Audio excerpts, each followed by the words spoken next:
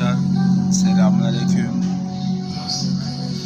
Hayırlı günler. Bilecik'te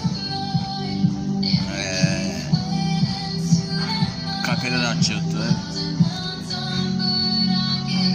Dün akşam haber geldi. Berat Kotanlar, Erzurumlar dükkan açtı. Erzurumlar açtı. Haberini aldık. Seyretmeye gittik.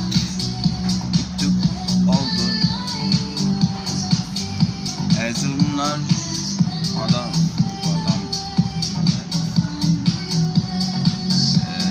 beni yok gitmeye çalıştılar bu numaralar. Eyvallah.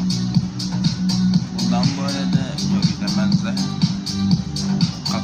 Kafelerini alırlar. Almayı düşünüyorum. Benim kız arkadaşlarımız çalışacağız. Sadece ben de kafe açacağım. Bilecik'te Barlar Sokak kafe olur mu? Olmaz. Kafeler sokağı olur ancak. Berat Bakanlar, Erzurumlar şöyle bir şey yapacağım. Erzurumlar buraya